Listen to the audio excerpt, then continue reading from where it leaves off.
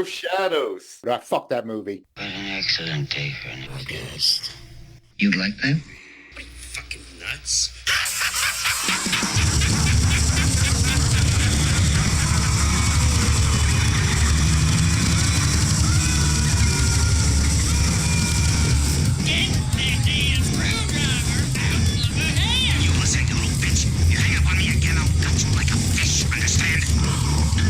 Pray to your God. I want you to pray that he comes and saves you. Do I look like someone who cares what God thinks?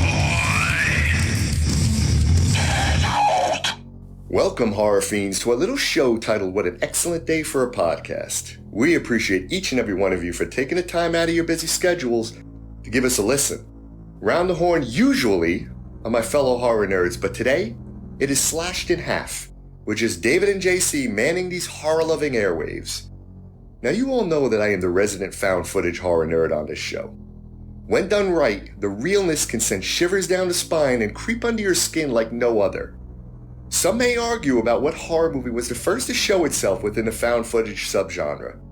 Was it 1978's cult classic Faces of Death? 1980's disturbing masterpiece Cannibal Holocaust? Certainly can go back and forth there, but there is zero doubt what movie put this found footage subgenre on the map. With an amazing marketing campaign, taking full advantage of the internet infancy, the Blair Witch project erupted on the scene in 1999, scaring millions of moviegoers who left the theater debating whether or not what they actually just witnessed was real or fake. I know I had some fun with that. The movie was a phenomenon and opened the floodgates to the thousands of found footage movies that make up the subgenre today. One thing is absolutely for sure as we celebrate its 25th anniversary this year. Hiking and camping within any wooded location has never been the same. Even though yours truly holds the OG on the found footage pedestal, David and I are not here to talk about that one at this time. No, dear listeners, we want to fast forward a bit. Let's say a full year later when us horror fiends awaited the inevitable. We knew it was coming, but what we didn't know was which direction they would take it in. What story would continue? I remember seeing this one in the theater and thinking to myself as I left, well, that was a different take. Interesting. And when it finally showed up in my Blockbuster up the street, I rented it again. And then I rented it again. And it started to grow on me. I truly believe I was the lone Kessler Wolf out there with that thought process, because damn, the critics ripped this one to shreds upon release. The freaking hate. Ouch. I mean, if this movie was a house, Malachi would be screaming how they all shit on it. Yeah, no one liked this one. But over the years, it found its fans, found its followers, and for these horror nerds who respect it for what it does to evolve the mythology, it was actually fun going back to revisit it again. Makes me want to eventually talk about the OG and the impact on the overall horror genre as a whole. And just maybe the nerds will do just that. But for now, for tonight, pull up a seat and a reminder on a few things. Feel free to leave as many handprints on the wall as you like. And yes, it is strange to just have markings appear on the body for no apparent reason. If your fridge even happens to go on the fritz, just buy a new one. Don't take the chance of rusting parts showing up to repair it. And finally, always a good thing to account for all your hours when out camping in the woods. Just not good to have gaps or to try to one-up the Coffin Rock fiasco. Now, with all that said, let's talk some damn horror, shall we? Book of Shadows, Blair Witch 2 style. So, Book of Shadows, man, where to even start? Well, released in 2000. Let's give structure, right? They basically dove into it within, they were shooting within months of the original. Yeah, right. The original came out, was it October of 1999? It was around the Halloween. I don't remember. Like I said, I just remember being home, some friend stopped by and he's like, hey man, did you hear about this footage of these three kids? And, within a half hour, I'm in the theater watching it. So I don't remember exactly when the timeline was, but yeah. So the OG released on July 14th of 1999. Okay. This one released on October 27th. This one cost $15 million to make and grossed 47, whereas the OG cost what, like 200,000, something like that, and grossed 248 million. I know. Think about that for a second. I know until Paranormal Activity, it was like the highest grossing cost to profit ratio. Yeah, 248.6 million at the box office, man. Think about that for a second. I actually thought they made it for cheaper. It says in Wikipedia 200 to 750,000. So I don't know if I actually thought it was cheaper, but maybe I'm confusing with Paranormal Activity because that one was fucking cheap as fuck. Yeah, I thought this one was 5 figures as well, but they made their money. Yeah. I mean, they made some money off of this one too. But let's jump into this one, man. Yeah. So unlike the original, this is, which is one thing I liked about it. Like right out of the gate, like I just knew it was a sequel. Like I didn't watch any trailers or anything. As soon as it was available, I don't know if I rented it or I just remember originally watching it at home. I either just blindly bought the VHS or, like I said, when it was available at Dan's old stomping grounds. And yeah, the fact that they dove right in and they said, oh, so yeah, the Blair Witch was this fictional movie and everybody lost their collective shit over it. And this is, I mean, they're basically just showing you like the archetypes of everybody's reaction to the original movie. Which I love the whole, the tours that they have, people are just trying to cash in. They had, people are selling fucking stones from Burkittsville. They're selling dirt from Rustin Parr's fucking house where it was. And I love that they got tours. One's got the Blair Witch walk. The other one's got the Blair Witch hunt. Yeah.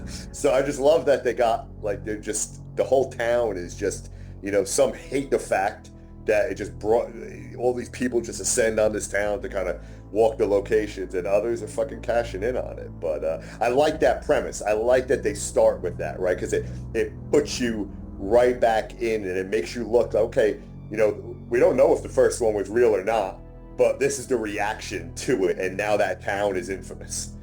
Yeah. And I just in the last couple days, I went to rewatch the movie, which obviously I eventually ended up doing.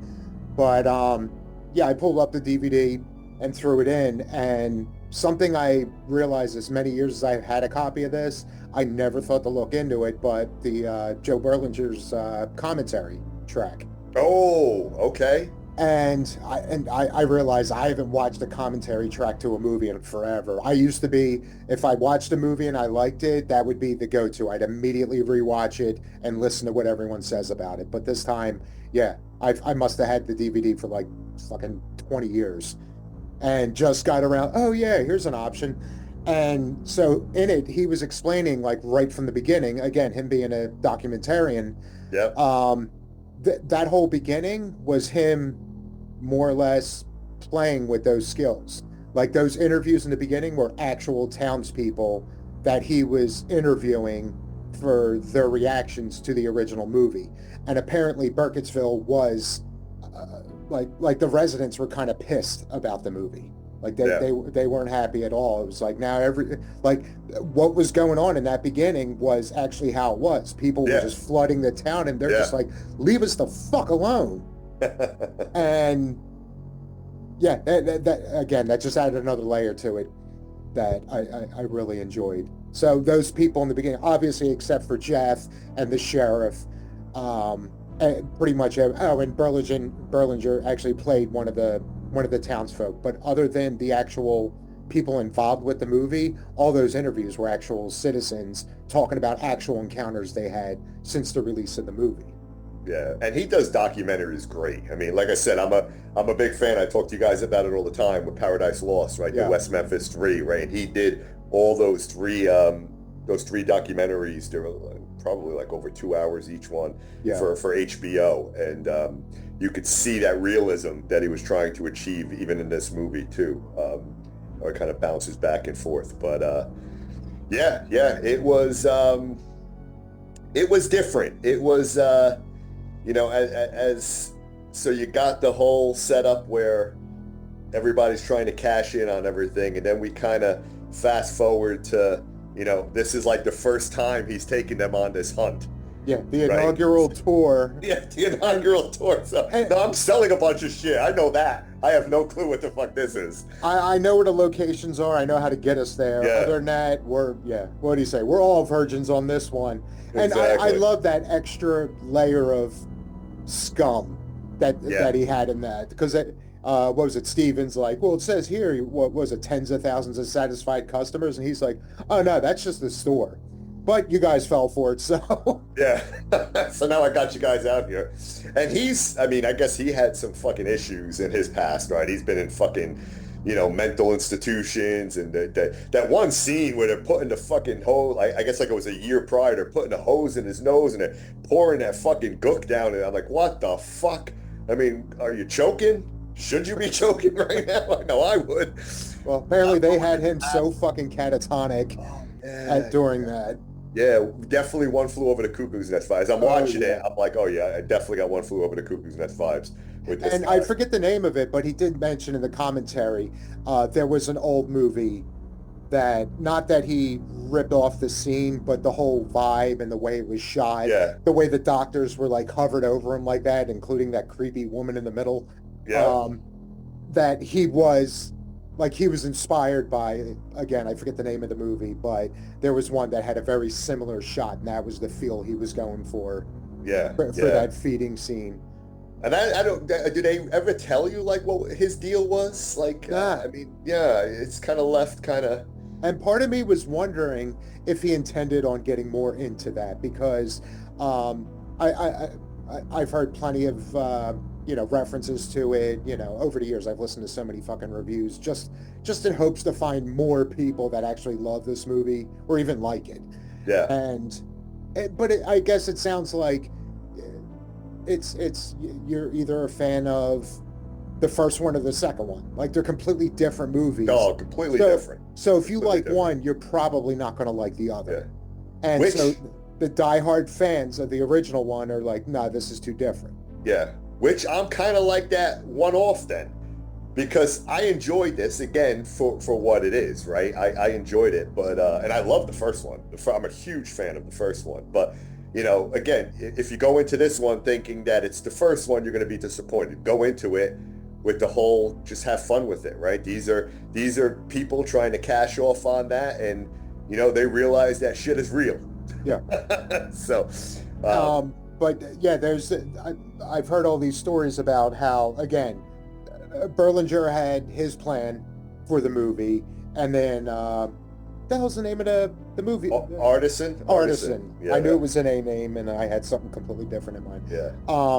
That they came in and like the slaughter scenes, like they were like, yeah, we need some gore in the movie, so they went and did reshoots to shoot all that stuff. The interrogation was supposed to be an 8-minute scene at the end of the movie, and they were like, nah, you should sprinkle that in throughout the movie. And during the commentary, like, he wasn't trashing it, but he kept saying, like, this is not how I wanted to execute this. And I'm wondering if, with all of that, like, he didn't specify, but I'm wondering if he did have, like, a payoff or more explanation as to why Jeff was committed, or if he was leaving that to be more ambiguous. Like, you knew he had issues and that's all he was giving you. Or if he had more of that fleshed out and ended up having to cut it because of the other shit. I would have loved to have seen a little bit more of his backstory, because that was like, I'm like, okay, like, why is he here? What's going on? How is that connecting to what he's doing now? He seems normal, just a guy's trying to make money off of the Blair Witch I don't know about phenomenon. normal, but... Well, he wasn't like, he was able to function amongst other people, right? He was a little strange and quirky. But and I love that first shot of him when they're doing the interview and he's hanging on the porch working on his stick figures. Yeah. And he was like, yeah, so I didn't see it like opening weekend because I was in the hospital. And but yeah, once I got out... Why were you in the hospital? Yeah, and then they start jumping into those flashes, but I love the hyperbole of, as soon as I got out though, I went and saw it 17 times in the theater. It's yeah. And there's a lot of cool Easter eggs that we'll get into that kind of harken back to But again, to your point, if he's saying that on the commentary, another example of stay the fuck out of these fucking movies. I know you're producing them. I know you're fucking the big, now the Blair Witch was so fucking, it made so much money. Now they got to feel that they got to interfere and they got to fuck with things. It didn't need the gore, right? The gore for me in the scenes that brought really nothing to it. It didn't really need that. Yeah, and I would have loved to have heard the end, 8 minutes more of the interrogation. I might have learned more from it. So, well, I don't know necessarily that it was more, but he was planning on, instead of weaving it throughout the movie, I was just going to put it all in the... All of that was going to be at the end. Okay. And yeah, I think it would have worked better that way. Like he was saying, his whole thing is because this was supposed to be, leaving you guessing. Like, is this real? Like, are they hallucinating? Like, going with the mass hysteria of Stephen and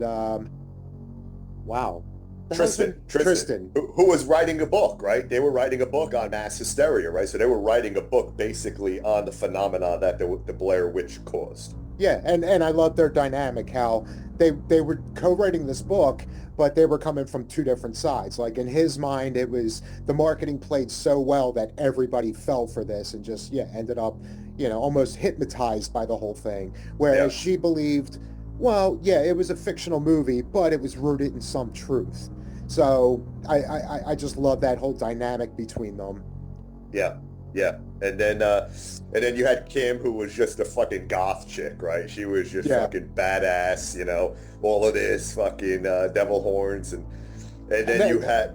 And that Erica. She called it out right there. He's like, if you hated the movie, and they put it in the trailer too, like if you didn't like the movie, like why are you even here? If you don't believe in any of this shit, why are you here? And she's like, I thought the movie was cool. Yeah, I thought the movie was cool. I love the brutal honesty of the answer. And it's funny too because she says at some point in the movie because she's all in black, right? So everybody, everybody just has their fucking thing. If they see people in black, they just assume that they're Satan worshipers or that. So it was cool in that she said that, and in thinking back to Paradise Lost, when those three individuals were on trial, right? Why were they on trial? They liked Metallica. They wore black, right? They were the outsiders. Everybody looked at them funny because they didn't fit into everybody else. So already they must be fucking killers or Satanists, right? Which is fucking ridiculous. Yeah, and what was it? Columbine, where like Manson was like on the fire for that one. Yeah, it's just Marilyn Manson, not Charles. Yeah, Charles did horrible things. But it was cool that Berlinger kind of went there again with it because he lived in that space when he was covering that trial, when he was doing those documentaries on the West Memphis 3. But and then you had Erica, who was the Wicked. Yeah, and basically she was the good witch. Yeah, and she was there to, she said she wanted to speak to Ellie. Because your fucking mentor. Yeah, she basically, in so many words, said she's my spirit animal, and she's gonna, and was actually like justifying her, like saying like she was lynched, she was unfairly lynched, misunderstood, because at that time people just assumed, well, witch equals you're evil and all this. Yeah, and Rustin Parr did his own shit with killing the children, right, and all that. In the first one, it was him doing it because the witch, like Ellie Kedwood or whatever the hell her name was the one that was kind of telling him to do it. But she wanted her to be a mentor. Yeah, and that I would have loved for. Yeah, I want to see that spinoff of had spoiler alert for a 24-year-old movie, had Erica lived, it would have been nice to have the spin-off of her being coached, right? Yeah. Or keep things as is and in the spirit world. The two of them hook up. Yeah, absolutely. In any organization, right? You got leaders have mentors, right? That coach and teach them. She has a fucking witch. But so then again, they go on this hunt and they end up. I guess they were by Rustin Parr's house. Yeah, they were at the foundation. They were at the foundation where they found the tapes from Heather. Yes. In the first one, right, where they ultimately found the tapes, and then that's what you're watching when you're watching the Blair Witch. And then shit gets crazy. Yeah, it gets a little reality bending. Yeah, it gets a little wild. There's like a 2-3 hour gap of time that's missing. Yeah. They were drinking, they were smoking weed, they were just like, they were partying, and then they wake up and all their papers are shredded. I guess all the documents that Tristen and Steven were working on. That's my get out of the fucking house moment in that. Exactly. Where they were saying like, well, everything's backed up, and he was like, no, that was just notes. Like these are all original. Like, why would you bring that shit out in the fucking woods? Yeah. Bring copies out or bring the notes out. Like, what was he going to add to all those original documents? Yeah, you didn't need that out on a camping man. Trip. Bring a fucking pad and you just add more and then you input it into your... Yeah, you take the notes on vacation and leave the good shit at home. But so everything was shredded. There's paper everywhere. They wake up. They have no fucking... Oh, but cameras before are destroyed. Yes. You got the tourists. You got the Blair other Witch tourists. Walk. And the Blair Witch Walk, right? The competing group that is, again, cashing in off the Blair Witch. And they wanted to stay there. That was, I guess, Rustin Parr's house was a part of their tour. And then I guess they got redirected to Coffin Rock. Yeah. And they were... play later. And that's the thing too, how they're saying like, oh, we got permits, and they're all trying to legitimize, and no, they're just a bunch of exploitative like fucking scumbags. Like nobody's doing anything on any official level. They just decided, I'm going to do this. I'm going to take people's money, take them out in the middle of the woods, and hopefully they'll be creeped out by it. Yeah, but they're trying to play like who's more legit there. No, it's just a fucking turf war of a bunch of scam artists. Yeah, he's like, I got permits, but they're in the car. Yeah, the bullshit. I forgot them in the car. If Your you got a permit, you're taking fall that off shit in 3 days. I made a note of that. I fucking love Jeff. That was great. So anyway, they redirect that other group, right? And then they continue partying, and then they wake up, and everything's shredded, and their tapes, which is kind of cool, an Easter egg back, right? Their tapes now are buried, and we're spoiling the shit out of this. This movie's been out for how fucking 24 years? Yeah. Yeah. Stop it here, go watch it, or shame on you, should have watched it already if you like the Blair Witch. Don't blindly listen to the hate. Just go watch it, make your own decisions. Oh yeah, absolutely, man. We're gonna get into the whole rankings and all that, but I think this movie gets way too much fucking hate, and I don't understand it. But anyway, now their tapes are buried, and they find them in that same, wherever the hell Heather's tapes were buried, and then they watch them. There's a gap. There's a gap of like a few hours, and they don't know what the fuck happened. They all just blacked out. Yeah, and I like kind of cool. It's kind of because now you can play with that. You can do whatever the fuck you want with that. Yeah, and again, listening to him talk about like, how intentional all this shit was, and the whole idea was, once they wake up, he's going to have you questioning, all right, what's real and what's not. And when they were partying. It, again, what sounded like a throwaway line, but, all right, between doing a little research, but then also on rewatches, that's when you piece together how, they're getting fucked up. And Jeff says, like, he's putting the camera in everyone's faces, and he's just like, there's no lying in video. Film lies, but video always tells the truth. It always exposes what reality is. And how Berlinger used that in the movie.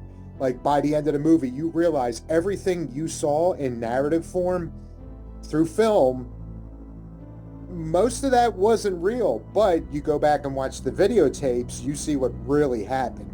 And once I learned that, like, that's what put it over the top. Like, this is great. Yeah, absolutely. Because you're watching one thing, you're seeing it the way they viewed it, right? But then you see the way it really is on the video, and it's just it was a well executed version of either like a dream fake out, or there are plenty of movies out there that do the you see one person's perspective, and then later on you find out it was either they were hallucinating or they were wrong on some level. I thought this was as original as you can get play on that concept of not a fake out necessarily, but you realize the mass hysteria of it all. And bravo to the witch too, right?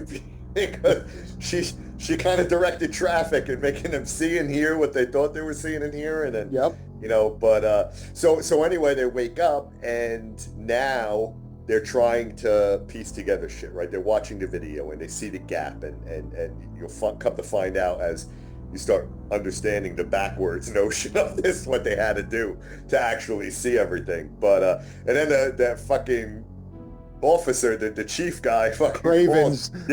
turn on the fucking television, and now you see that those tourists and that other, Blair Witch walk group was they reenacted Coffin Rock, the massacre from the first Blair Witch, right? When they talk about that story where they were all disemboweled and just kind of like a star, just kind of, all faced with their heads together in the middle and just feed out on the rocks. So, and that was recreated here. Yeah, position them all in the shape of a pentagram. Yep. And now it's like, who did it? Like, so what has? So now it's like, okay, you're trying to find out, and you're going on this journey with them to try to see if they could recover those hours lost and understand what happened. And although, meanwhile, Tristen is fucking, we're having an exorcist type situation. Oh yeah. I guess to backtrack a few minutes.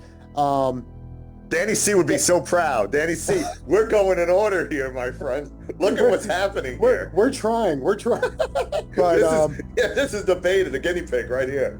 But so they find the tapes. They establish early on, to some extent, Kim is clairvoyant.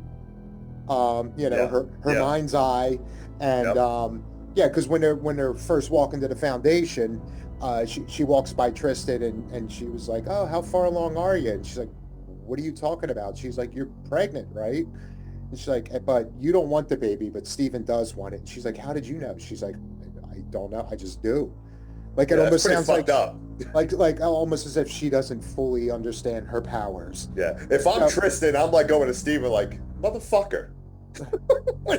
You've been talking to that cock bitch. What are you talking about? What the fuck? Because he would never. What did you tell her?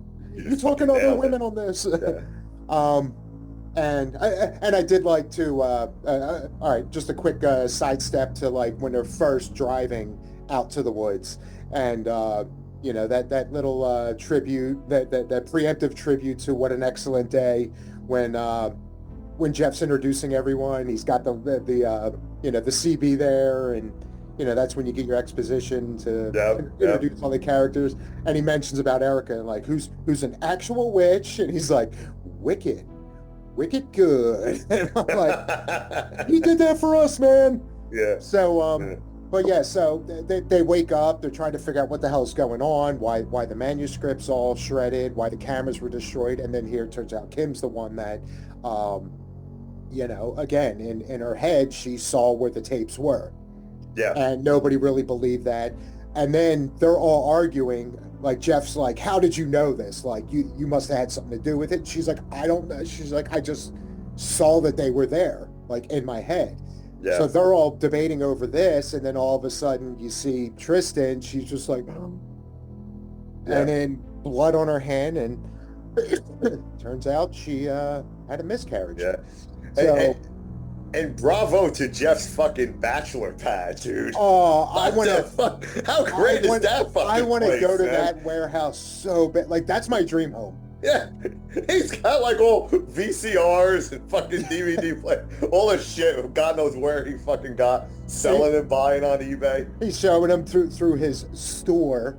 And I love how, because they were talking about how paranoid he was with all the security. And he's just like, "Well, I got all this shit here," and they're like, "Yeah, you don't want anybody to steal the stuff you stole." And he's like, "Hey, how it got to me is none of my business." He's just, "I'm just passing the savings on."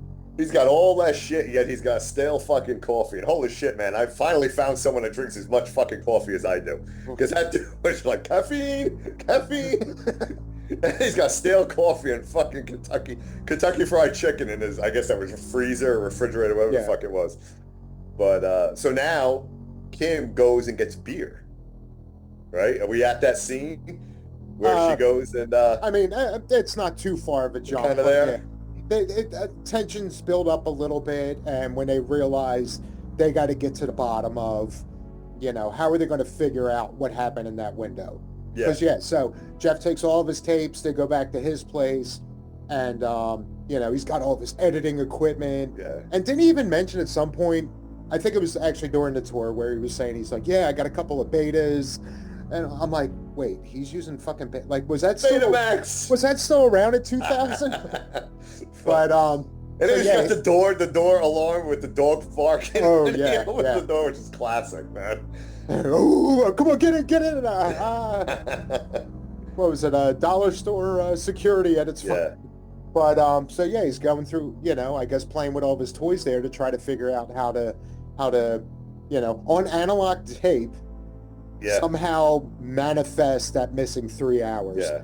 But yeah, it gets a little tense there. So Kim's like, "Fuck this! I gotta go grab beer." Yeah. And meanwhile, Tristan's getting all fucking weird, right? She's whether she's possessed or you don't know what's going on with her now because she's getting a little bit weird. She's acting fucking strange. I want to leave. I don't want to leave. I want to leave. I don't want to leave.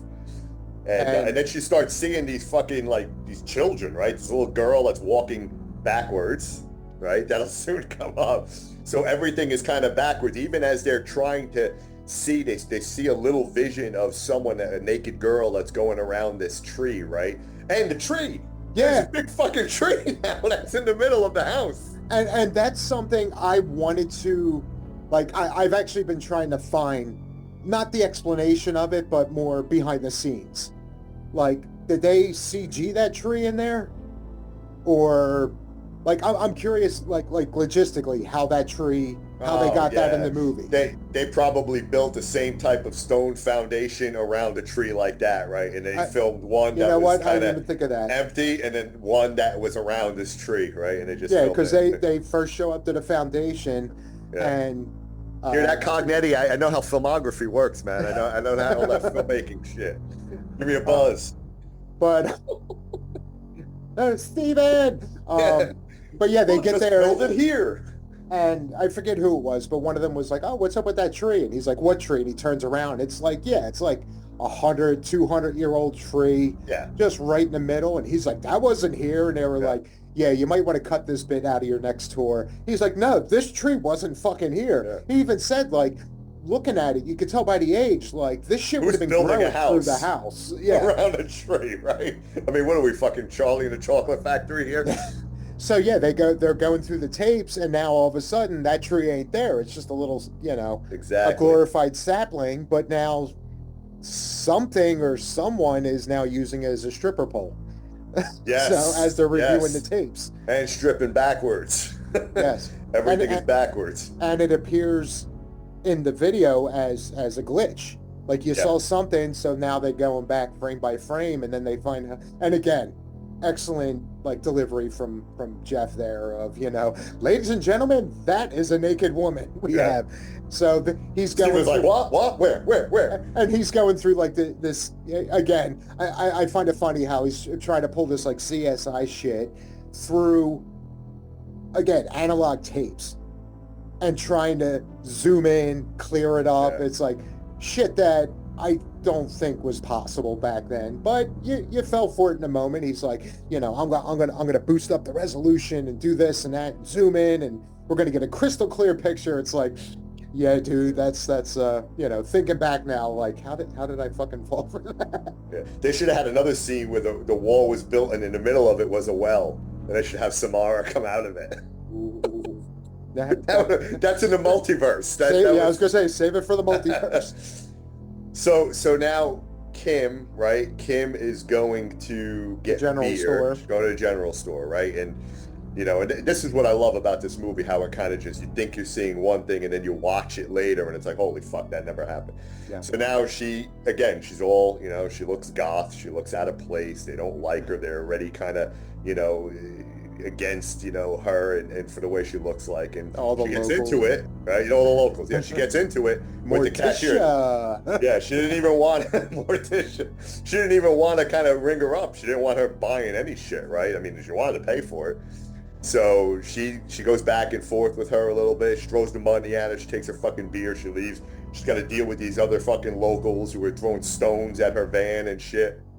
And I loved how. And I loved how, again, when they're going to the site in the beginning, they stop in that store. Yeah. And when she goes back at night, which I'm guessing, actually, that would have been the following day. Yeah. And it's the same fucking people in there. You got the same guy, the Rustin Parr. Yeah. My work is done here. I'm all finished now. Yeah. So he was never there. That was a hallucination, right? I don't know. Yeah, because that was Rustin Parr. That was that's what he that's who it was. I didn't and know he if says that. Yeah.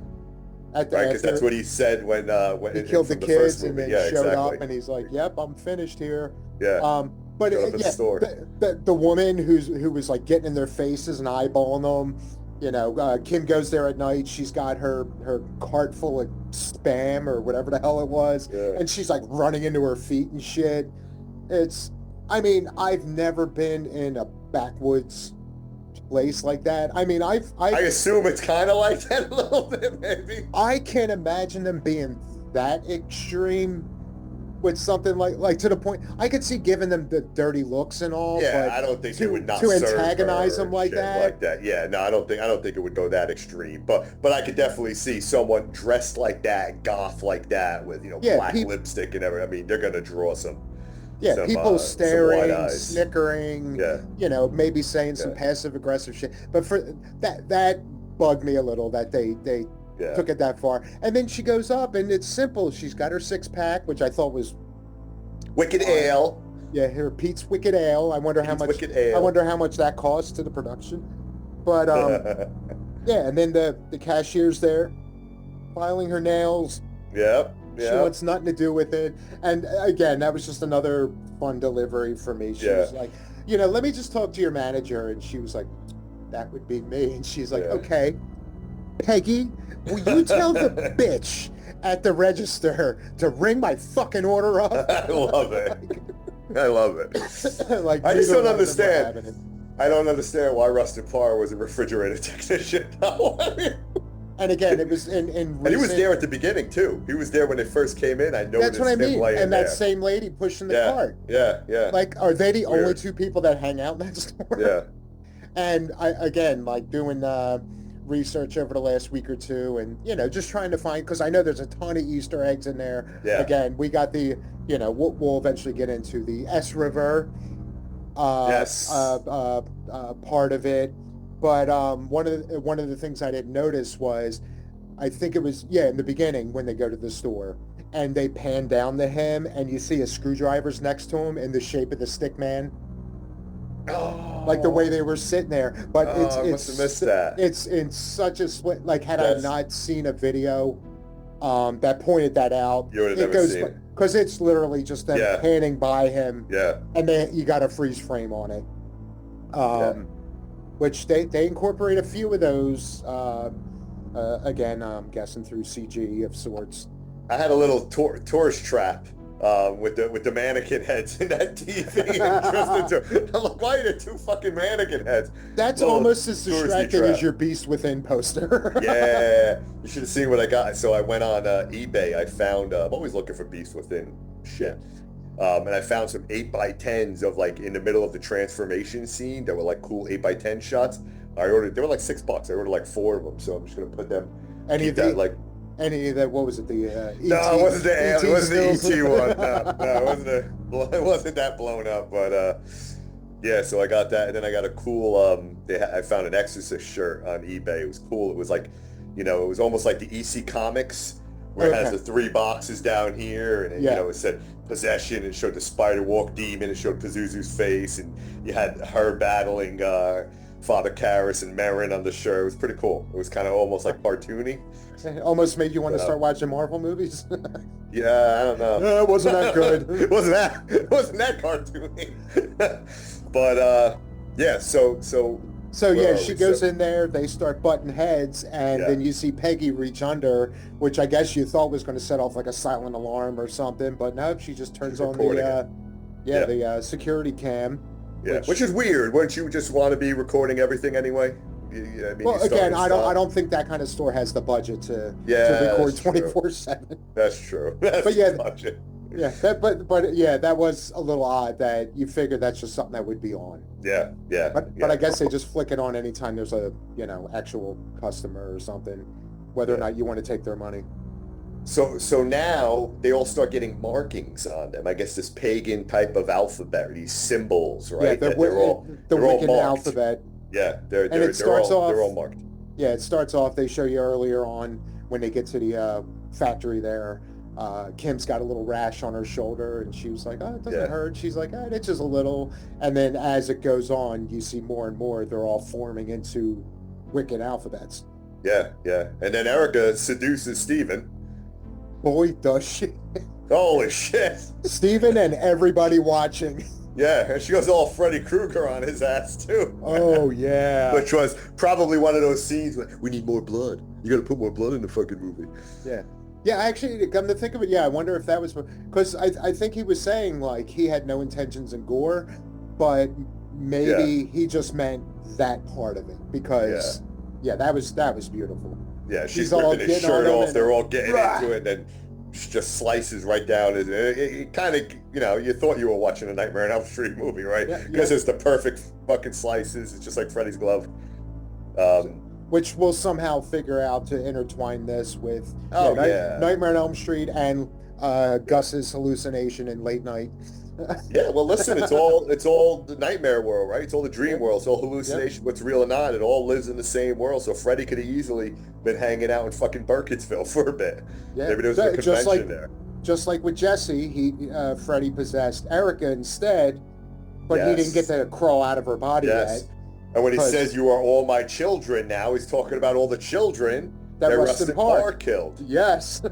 You're all my children now. Get behind me now. Now Freddy's leading this band of possessed supernatural children into the woods of Burkittsville. Let's go. Oh, shit. So now are we at the point where they start seeing it, right? They start like it's like you got to play the tape backwards now or something like that, right?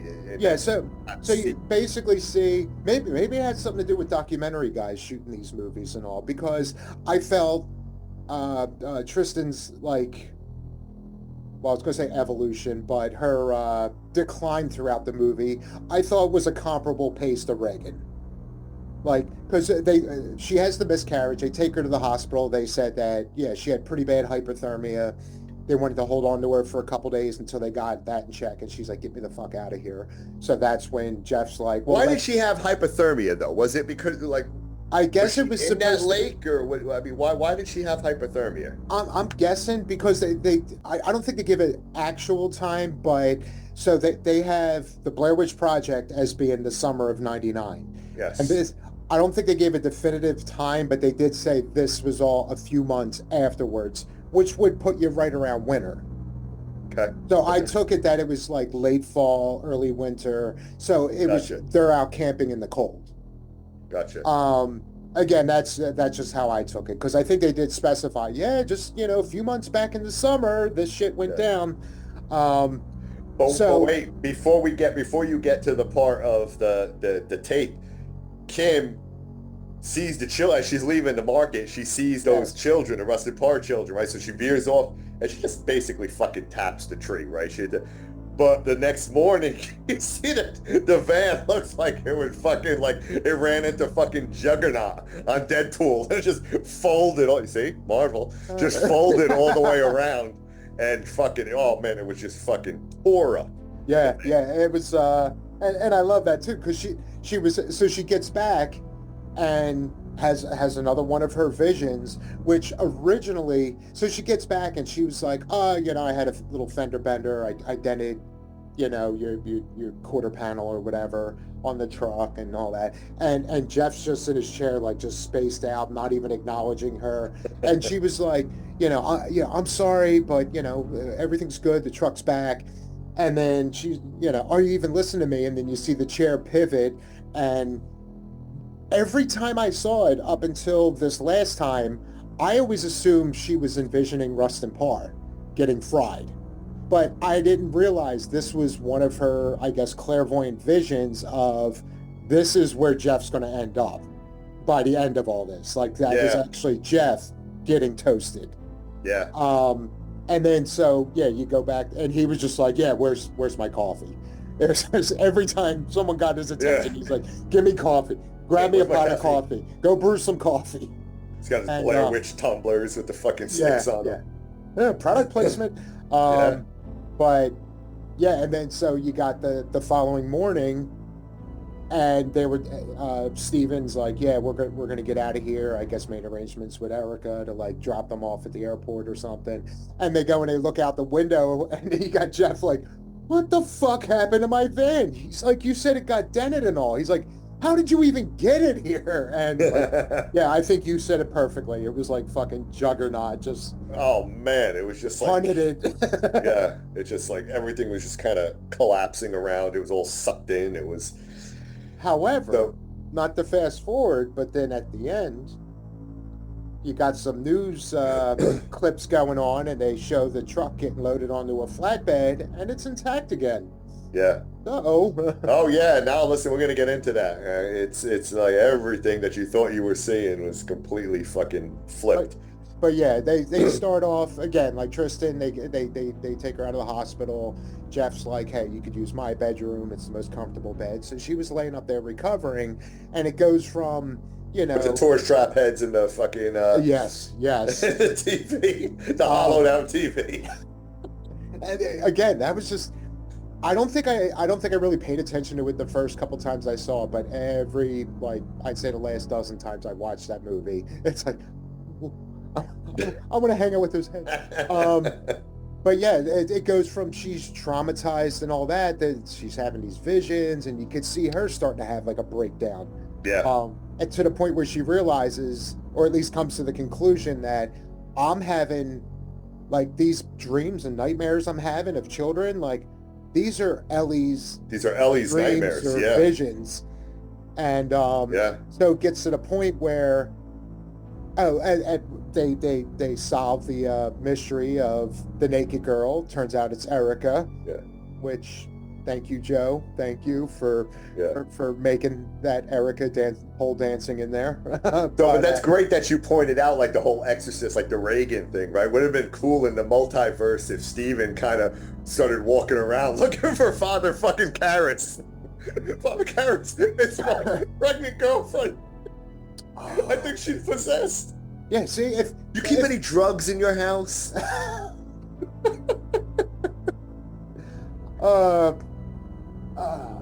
See, if nothing else, for this multiverse episode. Oh, we got a lot. There's a lot to harvest from this movie. Oh yeah. This is going to be the glue, man. It's the glue, man. This movie and Bosch. Yeah. So now we get to see what's on the video. Yeah. So and that changes everything. Yeah, they're all. I forget the context, but they're all hovering around the computer, and somebody asked something about Tristen, and Steven's like, she's so fucked up right now, like she could barely even get out of bed. There she is, just standing there. Hey, what's up, guys? And she has her little epiphany, I guess, of it's backwards. Everything is backwards. Yeah. Like the child in my dream, she was walking backwards. Erica dancing is backwards. It's all backwards. And they were like, what the fuck's that supposed to mean? And Erica's gone. Erica's gone. They don't know where Erica is, right? Oh yeah, she disappears for a while, and got all her clothes that's situated on the floor, like yes, just how she would wear them, but no body in it. So she's gone. And they call her dad. They call the dad or something, right? Because she had a minister. Yeah, right? It was almost like Maxine. Said her dad was like an Episcopal minister. Is like somewhere in like Ohio or Illinois. Yeah. And they get on the phone with the secretary, and the secretary's like, they don't have any fucking children. Yeah, I know they disowned her because she's a witch and all that, and they're like, no, they never had children. Yeah. They literally did not have kids. Which is like, all right, now we're getting in fucking freaky territory now. And again, I thought it was a fairly, I guess for lack of a better word, masterful way of, not that it's on the level, but the way they grew the paranoia, kind of like in The Thing. Yeah. Maybe not as good, but there's little shady things sprinkled throughout where you realize Trust starts fucking breaking down now. Like they don't want to leave in each other's sight now. Yeah, in the beginning it was like something weird's going on, but the more things they find and the more shit that's going on, they realize and they even had that little moment in there where Steven and Jeff are sharing a joint, and Jeff's just like, I don't know any of you fucking people. They're all hanging out like they're lifelong friends. Yeah, like I thought they've known each other for 2 great. days. Oh yeah. And then all of a sudden it just reached the point. He's like, I don't know any of you, because this was after Craven called them, which we do have to get more into him, because the way he'd shoot that scene. Oh, he was great. Fucking man. beautiful. He was great. But they heard about the deaths and all, and he was saying like, you guys aren't like, I'm going to get to y'all, and you're not going anywhere. And it got to the point where Jeff's like, I don't trust anybody now, and nobody's fucking leaving. Yeah, I ain't taking the fall for this shit. And no one's really got an alibi, because you don't know where you got this gap in this video for a couple of hours. Yeah. I mean, we were all together partying, we were having fun with it, and all of a sudden we woke up and no one knows fucking anything. They're all blacked out. The organic snow of But and I guess the backpedal and some a little heavy bit. shrooms. Yeah, they're going around looking for Erica, because her clothes were left behind. For the longest time, the closest they found was Tristan's looking out the door, and she's like, "Oh, there she is," like real calm. And they look out the door, and they're like, "Where?" And she's like, "You have to look again." And they look out, and there she is across the bridge, pole dancing again. Yeah. And then they realize, or no, Steven goes out there to be like, what the hell? Like, what are you doing? Like, get back in here. And she's like, you know who it is, and you know it has to be done. So Steven goes out to, like, I guess, grab her or stop her, and bye-bye bridge.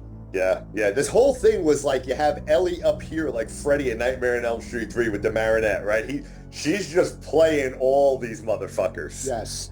She's just playing them all against one another, just fucking with them. This whole movie was a mind fuck.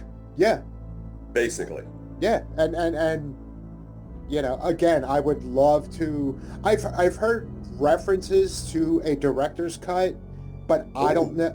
I don't know if that's a fan-made thing or if it was an official thing. But I know Berlinger was pushing for that. Like, it would be great if, and I don't get it too. Nowadays, you had the whole thing with. Not that I still haven't seen it, but like with the Justice League, release the Snyder cut, and they've re-released Snyder's version of his edit of the movie, not the studio's version. And you would think with that having become a thing, like Artisan would have done the right thing and been like, either, release it. You can market the movie again. Here's the new 4K Blu-ray release, and one of the bonus features is you have the option of watching his cut. Either way, they're getting the money.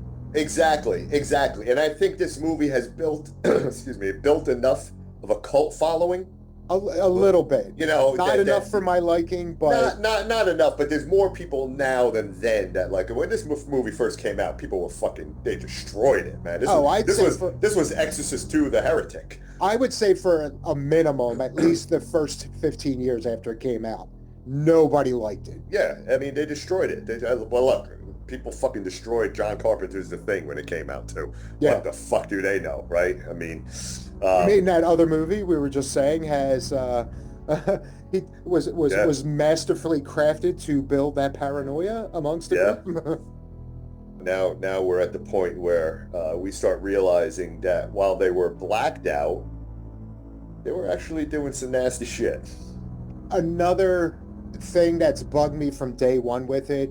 So, Tristen gives her somewhat cryptic suggestion there, and they were like, "Oh, we'll play the tapes in reverse," and nothing came up. And then Steven says, "How about doing the keystrokes in reverse?" Did he mean write whatever command he was trying to do, write that in reverse, or because I'm trying to think, how do you? Yeah, I thought the same thing. Stroke the keys backwards. Yeah, I think it is a command, because I was when he was saying that, I'm thinking the same thing. Like, well, how do you do that? Yeah.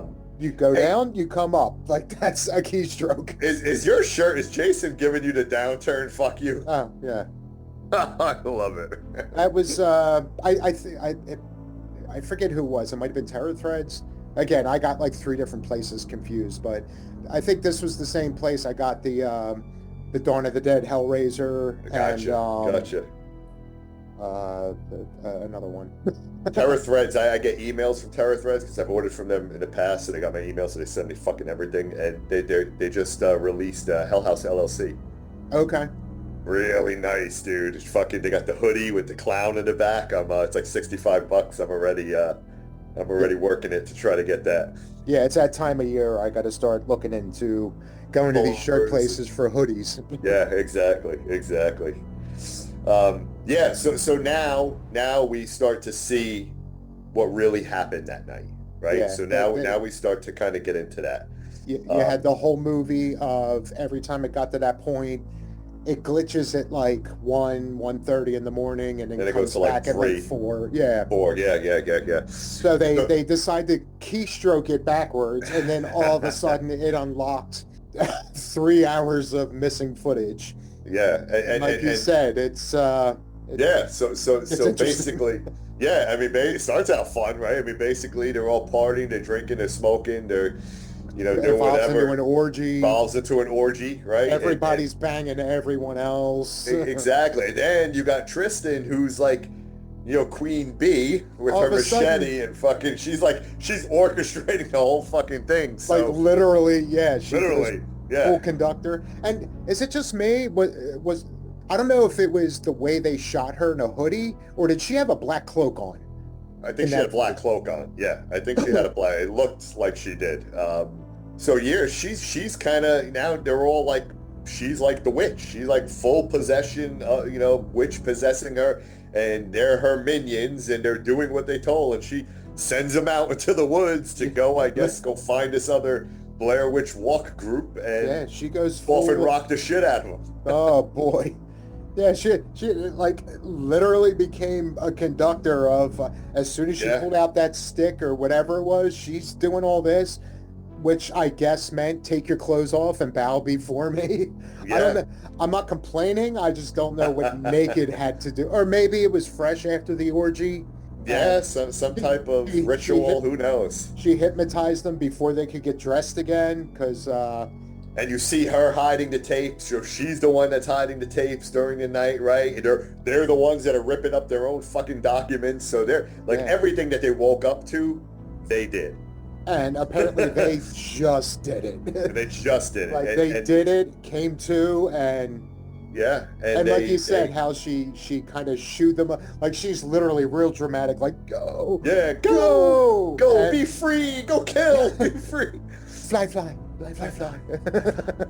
and so they go out and they're the ones that killed all the tourists, and they go out and to Coffin Rock, and they do their thing, and they come back, they go back to sleep, and they wake up, they got all the clothes on again, and what the fuck just happened? So. Now we get into your boy. Now we get into the hey, Chiefy. So this guy's just on the trail, man. He's like your typical just fucking, like that guy from Fire in the Sky. I'm rusty on that one, but it's been a while. The chief, and he's just like non-stop just poking at these guys and just fucking following them everywhere, and just knowing that they had something to do with the alien abduction, but and he's just going on a gut feeling, and same rules apply here. This guy knows that Jeff is a fucking nutcase that's been a pain in this town's ass since you were 10. So he's got this group now, and he's not letting go, man. He's and it is weird too, like again, I would like to see, like, even if it was a fan-made thing, but some kind of like backstory, because again, they did a good enough job establishing, like, was Jeff a crackpot this whole time, or did he go a little nuts because Craven was after, like, just was determined to pin something on, like, I want to see like the buddy cop version of before the Blair Witch came out, like how the two of them were and what was actually going down. Yeah, that would have been cool. Which I did hear that the original intent was in the first movie. They, one of the people they interviewed in the original movie was the sheriff. And I forget if he was a sheriff from Florida or if since the Blair Witch he moved to Florida. But for some reason they made, Berlinger made some reference to, like, they were going to bring him back to do the sheriff, and something about, yeah, he was in Florida, but they brought him up and then realized, like, I'm, like, actually a cop. Like, this is way too much dialogue. So that's when they cast this guy to play him. Yeah. And I'm so glad they did, because... Yeah, he was great. He was great. Typically that's a very annoying character, but I just love the way he chewed the scenery. Yeah, and he just fit the mold of, you know, if you have like a town like that, you would think you would have a chief like that, you know, like a town like that, you need a little drama. Exactly. So now we come to find out that, you know, everything that we were watching was the complete opposite. Like, we were watching Kim go into the store, you know, and you know, at the mart there, and just kind of throw money at the girl. In reality, she finds the girl's nail file in her 6-pack of Wicked Ale, bloodied, right? But when she reached in for the beer, she pricked herself. So exactly, again, they masked it perfectly that, oh, that's her blood because she just stabbed herself. Yeah. And now what is she doing? Not realizing that's a fucking weapon. It's a weapon, right? And now what is she doing with it? And then you see, as the cops start showing them the actual video, it's her fucking killing the fucking cashier girl and just fucking leaving her there to bleed out, taking the beer and going. Then you got Tristen. Go ahead. Oh yeah. What we thought was not literally. We could dream. But yeah, again, what came off as just some stoner's throwaway line, but this is when you realize the film you've been watching has lied to us. Yeah, the entire time. Then you go back and watch the video that doesn't mask the truth at all. You find out what was really going on while you were being deceived. Yeah. And now they all turn on Tristen because they see her in the video as the fucking queen bee, you know, orchestrating all of telling them what to do, and she was. So now you're possessed by the witch. And then when they find the missing footage and watching that, you go back to them all reacting to what they just watched, and there's Tristen standing backwards. She had her back to them, and they're like, "Didn't you just watch what happened?" And she was like, yeah, and she's egging it on, which is great. She's digging into fucking screwdriver, you know, like it's almost like the witch is like, yeah, I'm gonna fuck with you people. I'm gonna get you so angry to do something that you're gonna look back and say, fuck, I should have never did that. But I'm gonna drive you to that madness. And they're kind of chasing her up into the loft. And she's just like, what are you guys doing? I'm no witch. And then again, I thought it was a complete switch up. A great like acting thing. Where they get her upstairs like that, and she starts like breaking down. She's like, oh my God, Steven, and like that. And he comes up to her and she's like, whack. Yeah. Tristan's hello, witch. Gone. Yeah. She's like, Tristan's gone. Yeah. And then goes full on like fucking Steven and his little dick energy, and just taunted him in every possible way. But the whole time, like, she grabs a noose, starts with that. Puts the noose around her fucking I don't know neck. Where the fuck it came from. There just happened to be a rope upstairs. And there was a noose out there in Stream, right? Outside the pines, so... Yeah, but I have an idea who put that one there. Yeah, we know. David. Was there a player in this fucking movie too? Player number 2? Could be. So find out player 3 was possessed by Ellie as well. That's right. Interesting. So what we did forget is the other Easter egg to the kid standing in the corner when we find Erica, right? Oh yeah. Right, and I think we'll get to that, because now it's like, now you're looking back and all the people that are dead or missing, and you thought it was this, now you're seeing that it's this. Yeah. And Jeff too was one that, you know, when they showed him, you know, he was the one that, I guess, because I think one of the sheriffs first said, hey, you know, well, what, she won't put out for you or something like that, and he's like, what the fuck are you talking about? Yeah, pretty girl, what, she wasn't giving it up? And he just fucking, I don't know how he killed her or whatever he did, but he's completely naked. She's just got her panties on and nothing else, and he just fucking stands her in the corner of the Is this like closet. A maniac thing? She became a mannequin? Yeah. Ooh. Like, I'm going to kill these other children, but I need you in the corner, and I need you to stare that way. Just like Mike did at the end of the fucking movie. Actually, I never made that connection. That's the connection, dude. That's why he stashed her like that. That's why he snatched her. He put her in the corner because as you know, Rusty couldn't have the eyes. He couldn't have the eyes of the other kids. He didn't want them to watch. He wanted them to hear what he was doing. The one you're next, I'm gonna kill you next, but for now, just stand in that corner and just look that way. You hang tight. We'll be right with you. So now Tristen, right? So now she's back and forth. She's the witch. She's not the witch. She's just fucking with them to the point. She's driving them to the point of basically hanging her, pushing her off the ledge, and that's what Steven does. She poked the bear enough that he just and again it came off like sincere, like it got him to the point where he just kind of like twitched. Yeah. Like it wasn't like, oh you bitch, get off here, and he threw her off. It was like he just had lost control for that split second and budged her enough that boom. Yeah. And nothing happens like that, because when you watch the video that the cops are showing him when they're interrogating him, it's all fucking, she's like, Steven, what are you doing? I'm not a like, witch. Yeah, she's like begging for her life, and they're all just so, bravo, masterful by the witch to just fucking marionette, just control everything. Yeah. And they all get arrested. They're all going to spend the rest of their fucking lives in jail. Well, apparently Jeff not as long.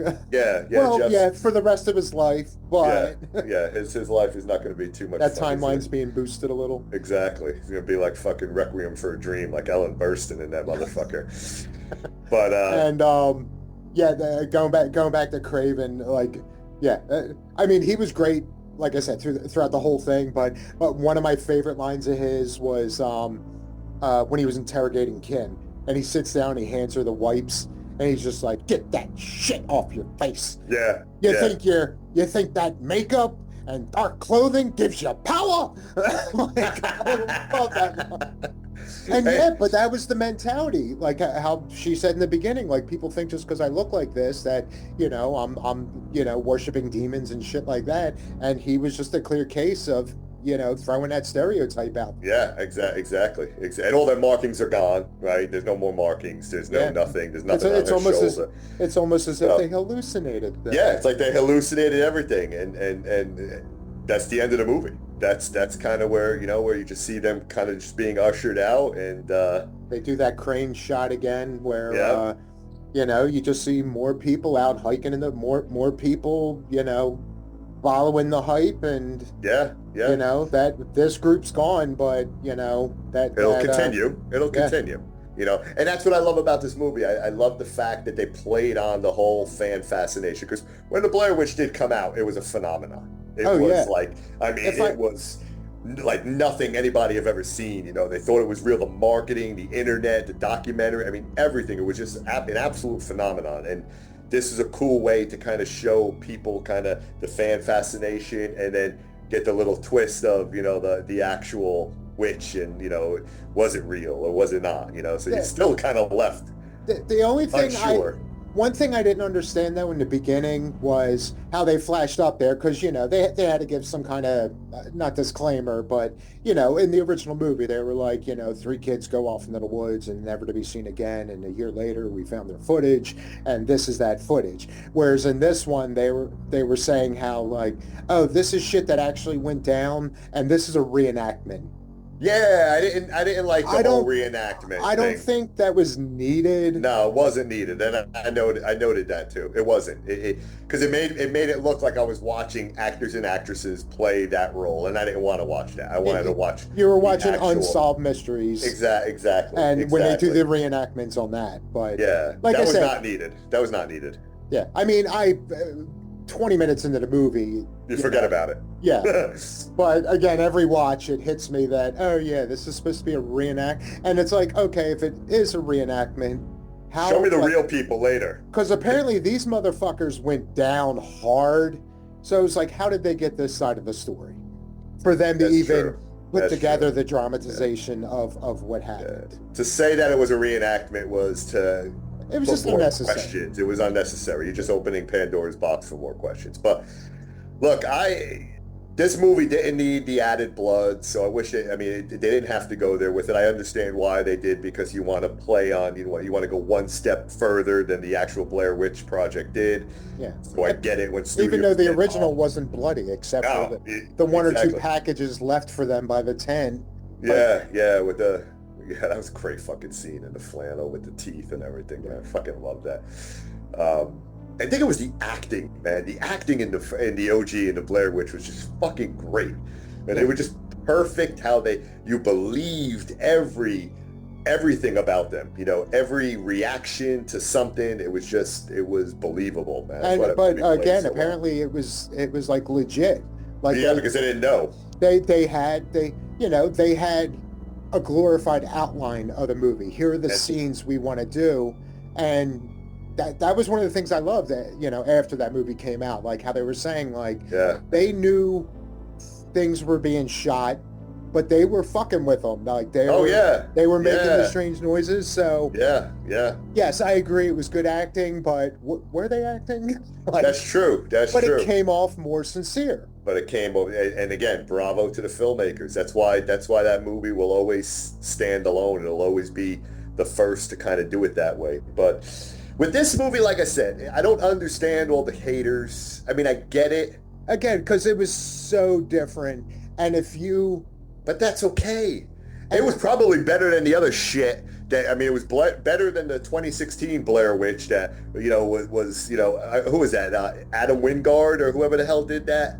Until I went to pull the movie up again, I keep forgetting that ever happened. I heard some people say it wasn't bad. It was okay. It was okay, but and now you got Blumhouse that's gonna whatever the fuck they're gonna do. But, we'll let Joe talk about that. Yeah, like I said, I did like the first one, and I will rewatch it once a year, once every other year. Yeah. But from the first time I saw this one, I just loved the idea that they did something different with it.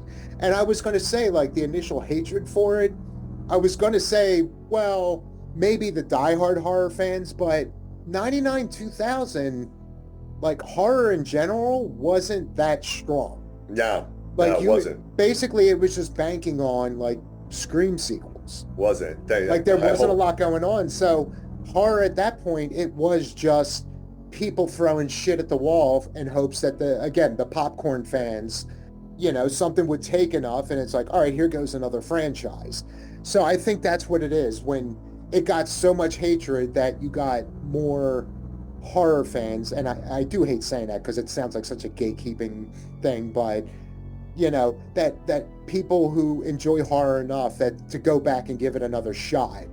Yeah. Well, some of them might have just flat out been like, oh, everyone's talking shit about it. It ain't even worth watching, which I still do with a lot of movies. Like, sure. Like Afraid. Like, I hated it just based on the trailer. Yeah. I was kind of shocked when I shared something in the group and Joe was like, oh yeah, I watched that last night. It's like, why? I could have told you how bad it was. Yeah. Let's hope the randomizer wheel doesn't take us back to those fucking years. Yeah. So, yeah, I get it was hated, again, because it was so different. Like, at that point, people going to see a Blair Witch sequel were looking for just the next level. Yeah. You know, go ahead, finish your thought. No, I was going to say whether it was another group or maybe they did show what happened to Heather and Mike at the end of that. It was implied that they died, but who knows? They could have fought their way out of it. And, it almost feels like what the studios would have done was shown that they did fight their way out of there. And 2 years later, they resurfaced like fucking Sally at the end of TCM. Like, they just bust out into the woods all disheveled and fucked up. But, I like that they went in with, that they put enough trust in Berlinger that, play off the hype and the reception of the first movie.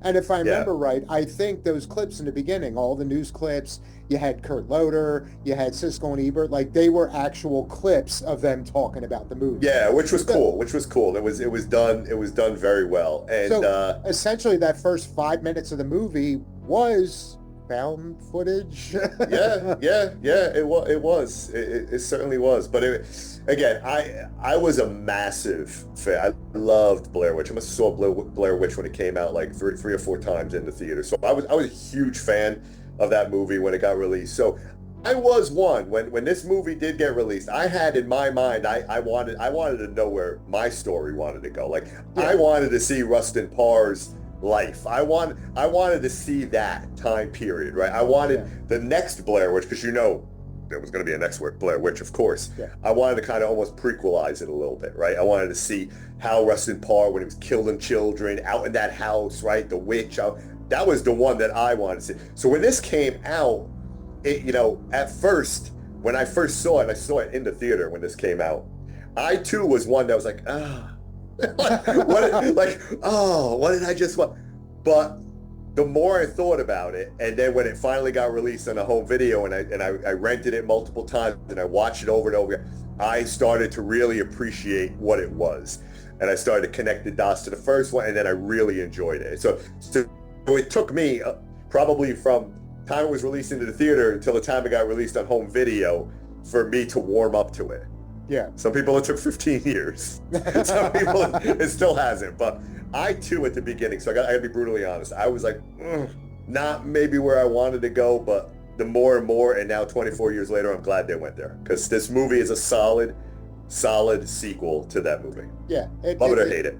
Yeah, like I said, I've been, liking that, but I don't think it was a conscious thing at the time. But fuck, what else is there? There's at least one or two other sequels that I liked because it was that same format. Like, they took a movie that was supposed to have some sense of reality to it, and the sequel was just calling out, like, it was the reaction to the original movie. Well, Wreck was something like that when you think about it. Like, I haven't touched those sequels. Oh yeah, Wreck 2, dude. Wreck 2 is fun. I mean, Wreck is the standalone. I mean, that is fucking nightmare fuel. But Wreck 2 was actually, I mean, it had the influencers of the, going back into the apartment, want to get into the apartment, see what the fuck is going on. So they got their GoPros on and everything. So it was a little bit of that, right? But not to this extent. But that was one that was kind of very similar and kind of had that almost fascination for what just transpired and had people going back. Actually, one of the other ones I was thinking of, or that I forgot about that just popped into my head, Grave Encounters did that. Grave Encounters did Whereas that, absolutely. It was the second one was this other group that loved the first movie and wanted to go track down this guy. Well, fuck, Hell House. LLC kind of did it. Yeah. Right, when you think about it, right? Kind of every sequel. They did it in the first one, too, with the fucking girl going back, right? I want to go back to her, fucking 2C. Yeah, it's and I guess that's something, I guess it works best with found footage, but that's I think something that I love in sequels. Yeah, like, speaking of sequels, Uh-oh. Dr. Sleep last night. I watched Dr. Sleep again. It was on last night. You saw Dr. Sleep, right? No, I still haven't. Oh, dude. I want to. I haven't. We need to shut this right down right now and go watch Dr. Sleep, man. Dr. Sleep. I'm sorry. Okay. Okay. No, dude, you really gotta watch Dr. Sleep. Okay. I don't care. I thought it was okay. I don't care. Dr. Sleep, man. Even Danny didn't see Dr. Sleep either. Dr. Sleep is fucking fantastic, man. If you want connecting the dots to an OG movie, Dr. Sleep does it fantastic. The whole third act basically is fucking The Shining reincarnated, man. It's fucking great. And that's the thing too. I don't think I've seen anything with Ewan McGregor that I didn't like. Yeah. And I don't know why. Like the original, there was just that original hiccup where I didn't get it. I didn't go to see it. And then since then, it's like, one of these times I got to do it. And then I'll end up watching like fucking Bad Ben 14 for the 10th time. Dr. Sleep, Mike Flanagan, man. That's why he gives me hope for the new Exorcist. That's more the reason why, like, everything about that I should like. Yeah. I mean, and I just haven't gotten around to it. That's why when people like, why do you think Mike Flanagan's good? Because I just watched him do it with The fucking Shining. Yeah. That movie, Dr. Sleep, was fucking great, and he connected the dots. He didn't do what fucking Blumhouse did and embarrass a fucking leading star of a movie by fucking stabbing their eyes out like a fucking idiot. He respected that movie, respected those characters, and Flanagan did a great job with Dr. Sleep, and that's why it gives me hope that if he does something similar to that with The Exorcist, we're in for a fucking treat, baby. We are in for a treat. Let's rank this motherfucker. I'm trying to go in cautiously optimistic. Yeah, you can see my expectations. There's no reason for it to suck, but I can't help but to get excited. And you know what? I would even bring Ellen Burstyn back. If you wanted to bring her back, Flanagan, bring her back. Ignore the fact that fucking Blumhouse, David Gordon Green fucking movie ever existed. Ellen Burstyn, her eyes are still intact. Go bring her back and put her in if you want. It was a dream. Ignore that movie. No, Ellie made her think that her eyes got. Yes. Real quick though, do you want to touch on the S River?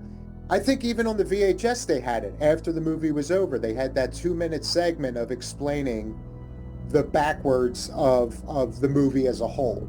So educate me. I don't remember the S. I don't remember the S River. I know. So it's reverse spelled backwards, and I actually had to watch this 2-minute clip a bunch of times. Like I'm trying to go through it phonetically, and I just had to listen to the thing.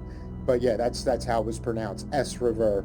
And just saying basically how Berlinger threw in all these Easter eggs, and there's almost like a secret in the movie. Really? So it's the whole 2-minute clip is some guy doing a voiceover, and it's just showing clips of the movie, and in the bottom corner you have this rotating where it's different Wiccan letters, but then actual letters will pop. It's all in red, and then occasionally you'll get a regular white letter pop up, and towards the end of it says, when this clip is done, pause the movie and then play it backwards, and any letters you see pop up in reverse will spell out words, and those words will be hints as to where you'll find these Easter eggs in the movie.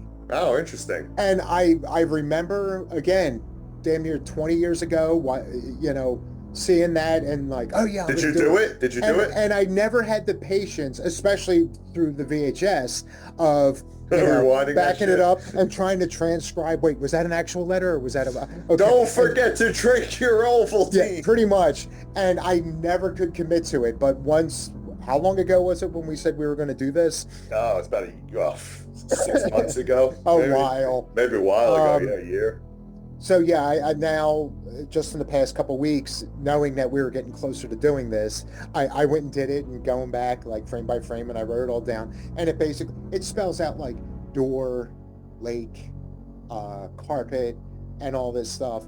And that's the other thing too. I don't know, George Lucas this shit, where he went and redid the original Star Wars trilogy. How many special editions did he put out? At least 2 of them, possibly 3 or 4. Where there were tweaks done to it, and I don't know if it was the studio or if he did it, because on my DVD that I've had for a long time, all this shit's in there. I rewatched last night on, I think it was on Peacock, all the shit was removed. Now, I sent you that video after I went through everything and found the things, and then I went and took screenshots of all the different parts. That stuff in the little mini video I sent you, none of that shit's in the streaming version. It has since been removed. Oh, and I didn't even know. Because I never noticed it. Watching the movie regularly, I never noticed it. But then when I saw all that and then went back and rewatched the movie, when certain scenes came up, I'm going frame by frame. Yeah. And even as simple as where it said "seek" in the flames, and now knowing it's there and watching it, it's so blatantly a quick CG of it got wafted on, but I'm going frame by frame until I reach that spot where the flames spell out "seek," and you ended up getting the message. Yeah, that's cool. I didn't even know. So it's all these words thrown into the movie, but even then you gotta rearrange the words as to what it's supposed to be, and then you tag it to the end when Tristen was introducing the concept of backwards to them, and you hear her saying, actually I think the subtitles even saying, speaks gibberish. Oh yeah, I remember when she did that. But it's her talking in reverse. Now it's not Twin Peaks level speaking in reverse, but at the end of it all, it's "seek me no further," and then you take what Tristen says and reverse that, and it says the children will again walk free. So apparently all this shit, you take the clues from Ezraver, and then you find these Easter eggs, and it comes out to this was supposed to be the witch's warning scattered throughout the movie, that these, I don't know if it was supposed to be the characters were supposed to pick up on this warning, or if it was us as viewers, like almost as if when you crack the code, you realize by watching this movie you're cursed. Oh, so I don't know what that intention was, if it was for the viewer or the characters. Like that Antrim movie. Yeah. That's fucking... I was so pissed when I finally watched that movie. Like the hype of the first half was great. Like, I was almost nervous, like, oh my God, they're going to show this thing. I remember when I watched, like, a trailer of it before, I was like, fuck. What did I just do? Did I, like, condemn myself by watching Am I falling for another bullshit marketing tactic? Again, cool marketing, man. But yeah, I didn't even know, like, that video that you sent me, I was like, oh, look at Dave. He's sending me something, like, to prep me for the movie we're going to talk about. So it's kind of like a cool montage of scenes, but it was actually... But all that, so those screenshots I sent you, where that's why I zoomed in to where the words I gotta watch it again. In the movie. I gotta watch it again. But you watch it on streaming now, none of that shit's in there. But it's on my DVD where I grabbed those screenshots. It's a conspiracy theory. So they don't want us to know. But then there were other hidden things in there. Like one of the things they mentioned in this 2-minute video, the whole scene where the owl goes flying through the window. Yeah, I wondered what the fuck was up with the owl. Why am I seeing this owl all the fucking time? And I'm guessing, like, I know Twin Peaks gets into all kinds of symbolism. She was eating the owl too, so Kim was fucking chowing down on it. Well, you thought, and then she's just sucking on a chicken bone. Yeah, hallucination. But they even mentioned in that clip, the Ezraver clip, they were saying one of the, I don't know if it was a deleted or an extended scene of the owl, but they do like a freeze frame of that, where after the owl gets thrown through, you could see because it was that big wall of window all faced over. Actually, this here, wait, there, I'm not good. Yeah. The cracked wood face figure, Chief Woodenhead. That's superimposed in one of the windows. You see the screaming face in there, but it got cut out of the actual movie. Okay. But apparently that was something originally intended for it. But then there's other things. I'll send you this other video that I found where there's other thing, like there's something that happens in the cemetery. There's like a tweak in the visuals. They went fucking deep in this movie. That's what I mean. And like seeing all this shit, like I didn't even know my man put some care into this fucking movie. Yeah, okay. But like when Tristan's having a dream where she's drowning the baby, like they show the wide shot of her in the lake when she first pushes the blanket in there. And that took me a while to find, but they show a freeze frame of that where you have, they again superimposed, but you see the stick figure like in the shadows of the lake. I thought you were going to tell me she rises up out of the lake and then the titles come up behind her. Book of and then we're in Evil Dead Rise. Yeah, so I'll send you the couple videos that I saw because that was some great shit. Send it to me. I see that poster right there. I can't think of, I've seen that face outside of Book of Shadows. I can't recall where I've seen that type of cracked face like that. The Mummy? I don't know what. Is that from The Mummy? No, I don't know if it was. I don't think it was The Mummy. It had something to do with horror, but I know I've seen that somewhere. It's not Book of Shadows. It's going to bother the shit out of me. But if I figure it out, I'll let you know. But I've seen that image before. If I get a random picture from you. Yeah, exactly. So let's rank this bad boy. Yeah, I'm gonna go 8.5. I'm like teetering between I really liked it and I love the movie, but it's definitely high for me. And again, I really like the original movie, but I think as far as rewatchability and just overall enjoyment, I've always enjoyed this more than this one has a little bit more. I mean, first one has some rewatchability, but it's best when you first see it, right? It works best, and especially that one I got to see in the theater. Yeah. I mean, I'm right there with you. I mean, I'm a little bit lower. I got a 7. I got a 7.5 for this movie. I enjoyed it. Like I said, it took me a while. It took me at least a year or however time it takes from back then from, release to video. Usually it's like a 6-month ordeal. Now it's much faster, but back then you had to fucking wait. Yeah. I enjoyed it, man. And I'm a huge fan of the first one, and I'm probably that rare breed that actually liked the second one. Not as much as the first, of course, but Yeah. For what it was and how it kind of, the story it told and the whole fan fascination and the witch angle and just the hallucination angle and the missing time and what they were. I just thought it was a well thought out story. And again, knowing the director, knowing what he was about with his documentaries and everything, and I've enjoyed his documentaries, I've come to expect that kind of Yeah. And he was even filmmaking saying from like it. some of his techniques from Paradise Lost. Yeah. Like he yeah. incorporated into this. Yeah, I love it. If for the listeners out there, if you don't know, Paradise Lost, you don't know the story of those 3 individuals that got wrongly accused and locked up for 18 years of their fucking lives. They basically lost their formative years for being metalheads. Everything for being metalheads and for just fucking, it was just a wrong time and the wrong play. It's and even like that. I don't know if it was like I said, West Memphis 3 or something like that. It was there was a larger documentary that came out that kind of wrapped up everything. Yeah, it's like 2.5 hours, and because you had like Pearl Jam, you had a lot of like, Johnny Depp, a lot of individuals that were like pushing to gotta get these guys exonerated, to get them out of jail because they didn't do this. And no one ever went down for those killings, man.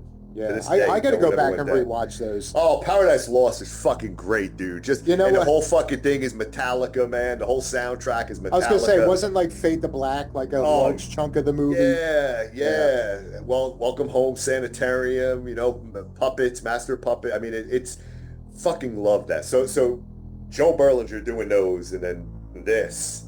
I like it just for that, just for his style engine and how he does movies. So. Yeah, and again, it was a nice hybrid. Actually, because when it came, like the original one came out, and they were saying like, oh, it's this whole new genre, and then you got again you had the diehard people going into. Now, see, I didn't hear about Cannibal Holocaust at that point. Like I never saw it. I never even heard of it. Even during this time frame when these movies came out. Oh, and it wasn't until actually it was. I forget how much later it was, but going back to like when my when my sister introduced me to the conventions and my first time at Sister Sinner, the time has come. And that you're the only one to sin. But fucking Boogie Nights ruined that song for me. Every time I hear that song, I just picture that scene in Boogie Nights where it's just like, hold on. Motorin. Actually, it was there, and it was the 2 of us, and then she was dating her future ex-husband, and we were hitting up the vendors and shit over at Chiller, and she found one of the people selling movies and all, and she was like, oh, I heard about this movie, and it was I guess it was the DVD of Cannibal Holocaust. It was a 2-disc version, and she was like, this movie, well, everyone talks about the Blair Witch, but not, this was like the original. And then that's when I first heard about the legend of that movie, how like he went to jail and all this, and she picked it up and ended up having I think it was like the following weekend she invited a bunch of people over and we had a watch party for Cannibal Holocaust. But, so again, the original movie getting a lot of comparisons to it, but I feel like the second one almost is a little bit more of a parallel, where you had that mix of a narrative movie and found footage incorporated into it. Like I said, again, you could trace found footage back to 78 in Faces of Death, right? Yeah. It was kind of found footage that you were watching, right? You were watching death scenes. You were watching different ways of how people died. But Cannibal Holocaust, what I loved about growing up in the 80s too, and I saw Cannibal Holocaust like much earlier, but Faces of Death, Cannibal Holocaust, these were movies that you know, they were underground, right? You didn't find them at fucking Palmer Video or Blockbuster Video. These movies, you had to know a friend of a friend of a friend who knows someone else who snuck it to you under the fucking table, right? Or a beloved cousin. Yeah, you secretly watched it. My first time watching The Exorcist was fucking watching it when I was by my cousin's house, and I was a little kid, and my cousin, they were, you know, they had a lot of money on my dad's side, and she had this huge theater room and everything, and she had this one room I remember, and it was just all video cassettes. She was that person that bought those fucking video cassettes for $89.95, right? Because back then that's what they called. And she had The Exorcist there. And it was the first time that I watched The Exorcist there, and it was wild, man. I shouldn't have done it. Life is never. Look how much money that movie alone has cost you. Exactly. Especially in the convention circuit. Oh God, I was just on Spirit Halloween, and I was dropping hints already to the wife. I want that fucking Reagan animatronic, man, because I found a cool video. I want to buy it, but I want to redo the face. Yeah. And I found a cool video of someone that just, you know, through, you know, the paint, the makeup and everything, like, they fucking nailed her face, man. It looks fucking amazing. Dude's son did it. And I can do that. I mean, I can go fucking, you know, bruise it up, get some purplish going on there, accentuate the scars. I mean, there's things you can do. Put some fucking, like, dry shit in her hair so it doesn't look like wig hair. You want it to just look real sticky and freshly conditioned. Yeah, right? So yeah, and then Danny C sends me a text. He's like, Reagan was $100 off the other day. I'm like, fuck. And you're like, I so fucking care. I really care. I don't care. I care. All right, man. So this is good, man. This is good. I finally we got to do this. So yes. So we'll have to figure out our next Those Fucking Guys Don't Appreciate movie. Yeah. Well, listen, I'm always down to, and it worked out perfectly too, because I watched it today, and then I go right into talking about it, fresh in my mind, and the conversation was just really, really good. So yeah, I was going to say one of these days we might have to do this, but with Rec. But I refuse to buckle. Those fucking guys. I want that to be the four of us. Yeah. Maybe we can watch that, then maybe we can do Rec 2. Rec Part 2. I'll talk about Rec Part 2. But Rec, I mean, who didn't see? Danny didn't see it yet, right? Did they both see? I'm pretty sure Danny didn't see it, but my brain's so fucking fried, but I feel like if Joe did see it, it was kind of like a passing thing, but I think both of them may not have seen it. Rec is fucking... Which as soon as they hear this, we're going to get a bunch of shit. Oh, yeah. I fucking watched it. What the fuck? Yeah, I watched it. I watched Quarantine. It's the same thing. Yeah, it's just in English. Listen, man, I am always down to fucking do some of the, you know, you and I, we represent the old fucking school of this fucking, I mean, Danny's he's 41, so he's almost there, but we represent that old fucking over 50 club the shit that we grew up. I'm always down to fucking, I'm down to do Humanoids from the Deep, man. I would love to fucking talk about Humanoids from the Deep. That's been a good 30, 40 years for me. Yeah, so. It's been a while, man. I wouldn't mind talking about that movie. But see, that's the beauty of Danny, that not saying he didn't naturally have his own curiosity, but his old man is a fucking music encyclopedia. I'd say all the way up possibly through the 80s. From like the beginning of time until at least the end of the 80s. But his dad was also a pretty big cinephile. There was a lot of shit I saw in the theaters because my dad worked 6 days a week, but yet the little bit of time he wasn't working, like, he made the most of it.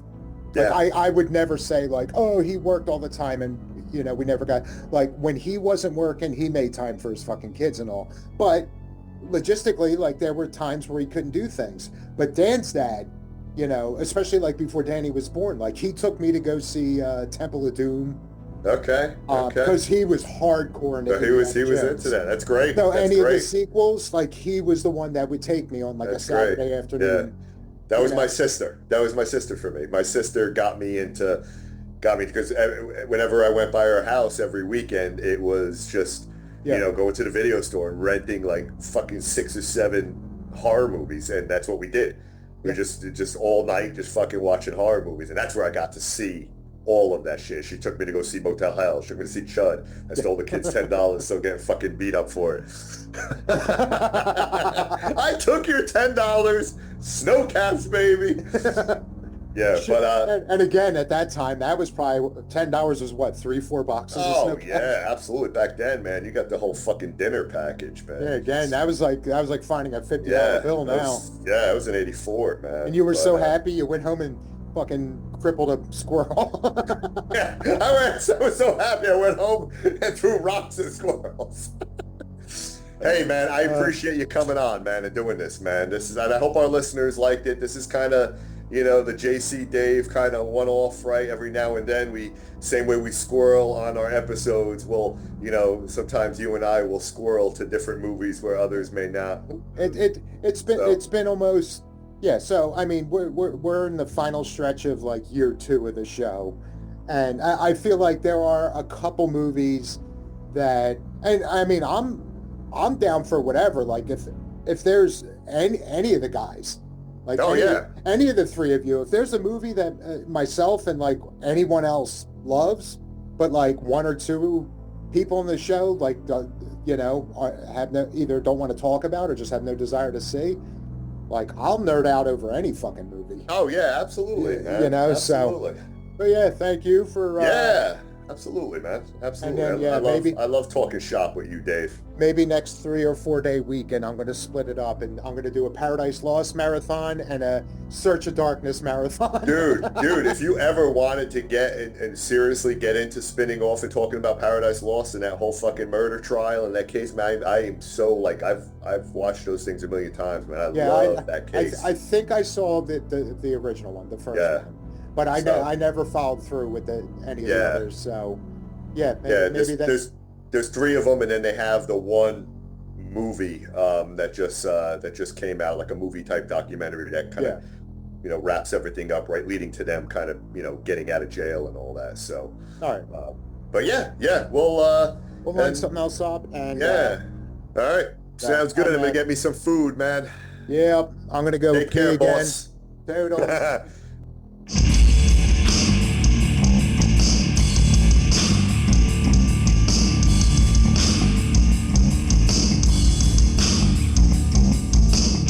Listening to What an Excellent Day for a Podcast, where we use the number 4 to save you time. Check out our entire catalog at excellentdayforapodcast.com. Also on Spotify, Apple, Amazon, Audible, and everywhere else you listen to podcasts. Have a question? Email us at excellentdayforapodcast@gmail.com. But guys, I want to interact on social media. Excellent. Dude, we there? Follow us on Twitter at ExcellentDay4A. Otherwise, search for What an Excellent Day for a Podcast to get our Facebook page, our group page, Instagram, YouTube, and our newly launched Twitch channel. Come say hello, share them all,